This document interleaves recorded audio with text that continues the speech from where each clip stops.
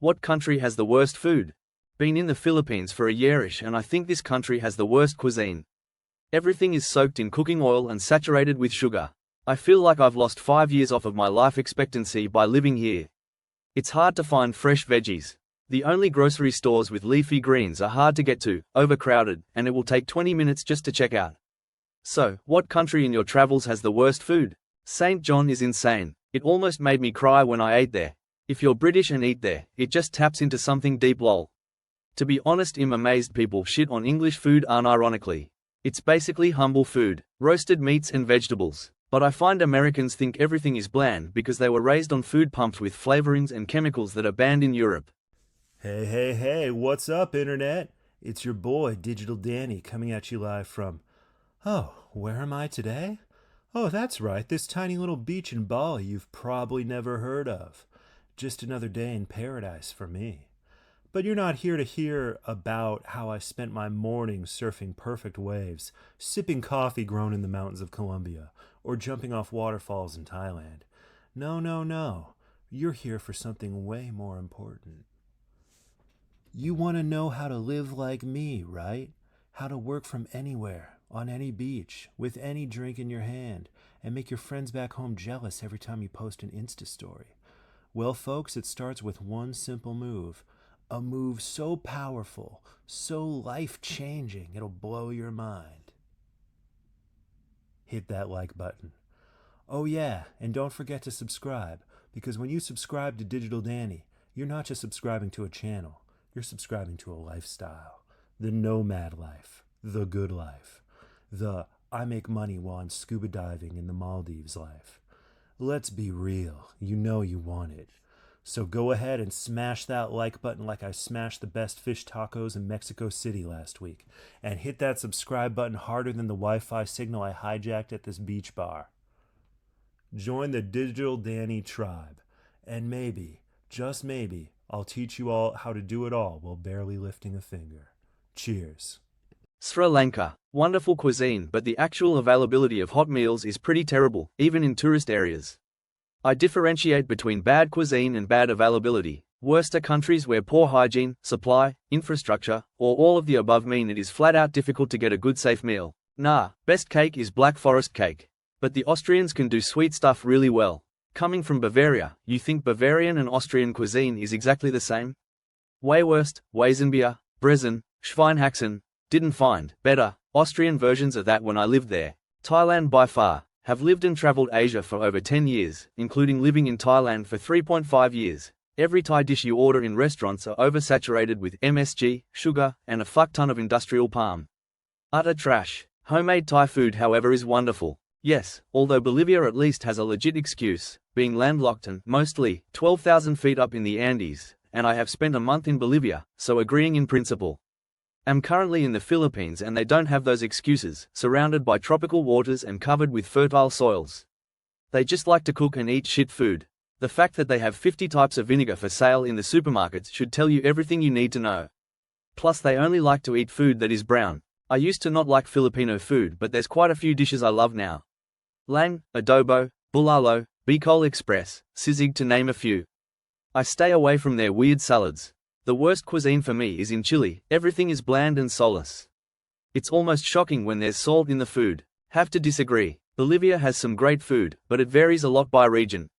I love salteas, one of my favorite foods. There is also a lot of the meats in Bolivia, and much of the vegetables are grown here. I'm in Samaipata right now and the vegetables at the local markets are all picked from local farms, very fresh and tasty. The beef I buy is grass-fed and tastes delicious. And some of the steakhouses and really great in Santa Cruz. Even something cheap like El Jardín de los Pollos has really juicy and tasty chicken, but it's not so healthy. Now, if you go to a touristy restaurant, I agree that sometimes the food isn't so great. There's also some stuff I don't like, such as sopa de pata de pollo, chicken feet, which is mostly consumed by those in the lower income brackets. Agree and came here to say that as a tourist, we struggle to find restaurants that served any veggies with your meals. Basic salads come free with meals in Australia. All we ate were processed meat and potatoes and I never felt more undernourished before. Every time I go back to the US after long stints abroad, I'm always shocked by how tasteless the food. It all just tastes like salt to me because they load all the food up with salt. I was back there a month or so ago and I had a roast beef sandwich and I swear to God it had no flavor. I could literally taste nothing. They must have forgotten the salt in that one. Alright, so listen up, fellow Wanderlust warriors. If you're into travel books that are both hilarious and educational, like actually educational, not just some influencer's recycled travel quotes, then let me put you on to my all-time favorite, In the Sunburned Country by Bill Bryson. Now, Bryson may be an old fogey. Let's be clear, the guy probably travels with a fanny pack full of Rolaids, but the man does some of the funniest research about local history you'll ever read. It's like he'll tell you about a spider in Australia that can kill a horse, and then pivot to the fact that a human being still willingly lives here, sipping a flat white in some beachside cafe. It's absurd. It's hysterical. And it makes you wonder why anyone would leave the comfort of their Wi-Fi and unlimited data plan to come face to face with things that want to eat you. But what really makes Bryson stand out is how he weaves his trip through Australia with its wild history. Like, did you know that the place was basically settled as a giant prison colony? Mad respect to those OG convicts. The whole thing will make you appreciate how epic and insane this sunburned island really is. He'll have you laughing one second and genuinely grateful for your chance to experience a country that's simultaneously laid back and trying to kill you in 100 different ways. Anyway, once you've had your mind blown by Bill's comedic genius, pack your bags.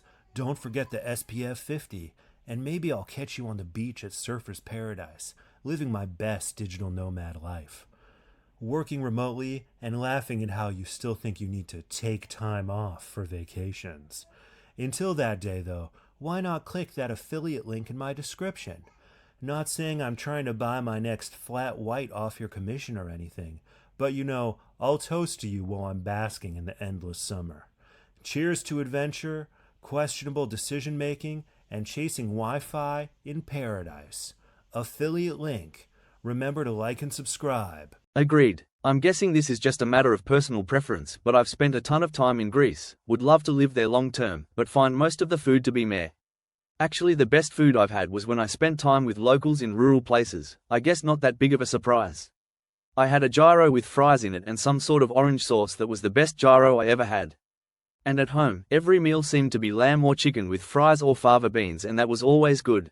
I had some amazing food in Portugal. Probably the best value dining in Western Europe.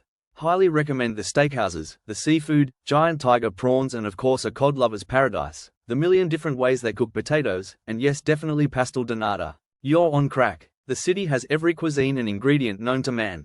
If you can't find good produce here, that's a you problem.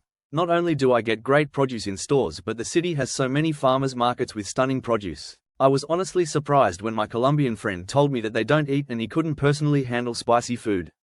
This was when we were in CDMX and I kept noticing that he never put any sauce on anything he ate. True, I actually took a cooking class in Havana at a place that grew all their own vegetables and herbs. It was awesome. Sadly, other than that kind of situation, the best Cuban food is probably in Miami. Those sound like tourist food options? When I went to Bruges, they had vendor-type things, but the only one I tried was a waffle.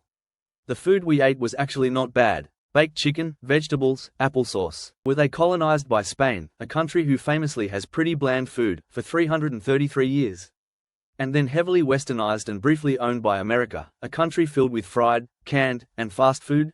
I find it very amusing for an American like you to talk about how Cuba has come to such shortages and those communism craps as if you know nothing about the role your government plays during the last 60 years. No offense, op, but how many countries have you been to? For a guy that claims to miss Taco Bell, maybe the food in the PH just isn't your thing and what you're missing is Americanized fast food. There's many dishes that are filled with veggies in the PH if you know what to ask for. You also can't go to a country to take advantage of its cheaper accommodations and then complain about said country. If you're not happy, go home. It's even more amusing for an American like you to reply by referring me as an imperialist SCXM, since I always thought this title was exclusively reserved for you people. But anyway, here's a statement from the United Nations General Assembly, and I quote, "By a recorded vote of 187 in favor to 2 against, United States, Israel, with 1 abstention, Ukraine, the Assembly adopted the resolution titled Necessity of Ending the Economic, Commercial and Financial Embargo imposed by the United States of America against Cuba, Documenta 77L.5. It was the 31st."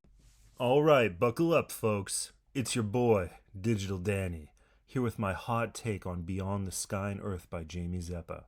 Now, before you roll your eyes and think, oh great, another travel memoir, let me stop you right there.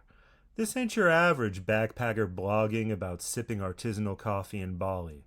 Nah, Jamie took things next level by heading off to Bhutan. Yes, Bhutan, where Wi-Fi is probably considered a dark art. Picture this. Jamie, a Canadian academic who could have been grading papers in Toronto, decides to ditch the predictable life for a 2-year teaching gig in the middle of the Himalayas. Mad respect. I get it. I mean, I travel all over, but I still need my lattes and Wi-Fi hotspots. Jamie, she's dealing with monks, mountains, and wait for it, yak butter lamps. I'm telling you, it's wild. The best part? She does it all with humor. Her descriptions of Bhutan's quirks actually had me laughing out loud, and that's hard to do without emojis, okay? There's night hunting, buses that smell like they've seen things, and let's not forget dysentery danishes. I don't even know what those are, but I'm already starting to feel like I'm missing out. And don't get me started on how she gets deep into the culture. She's not just sightseeing. She's out here learning Buddhist philosophy, reflecting on her life, and even converting to Buddhism. Think Eat, Pray, Love, but with more yak and fewer Instagrammable cappuccinos. It's honestly refreshing to read about a place where life's pace isn't dictated by 5G networks. If you're looking for something that makes you appreciate the world outside of your feed, this is it. Jamie's writing is so real. You almost forgot you're in a digital age where Bhutan's mystical vibe would probably crash your data plan. So my final take? Beyond the Sky and Earth is for adventurous souls who want something more than a digital detox. It's a trip, literally and spiritually. Download it if you're feeling like your next adventure should involve something a little more meaningful than just swiping right. Remember, my affiliate links are in the descriptions. Not sure of the worst food, but Malaysia is food heaven.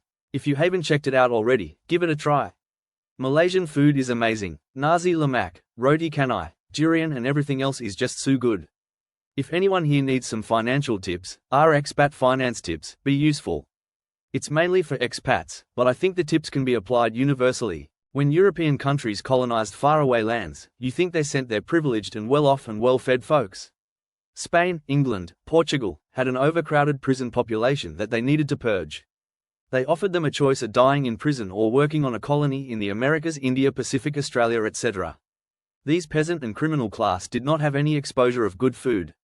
The lands they colonized were forced to cook the type of food they were comfortable with. Slave food. Thai food and Filipino food are pretty different. It makes more sense to compare something like Thai and Cambodian food. Thai food tends to be the most spicy and flavorful food in that region, but I did like amok in Cambodia and Vietnam has some interesting and fresh dishes like char siu lavong, turmeric dill catfish. No, I like to eat well. Even places like Capitol Grill in the US, where I was a few weeks ago, they load salt on there without you even asking. If you ask for no salt, the food is noticeable bland and tasteless, hence why they load it with salt. That's far less typical in other countries.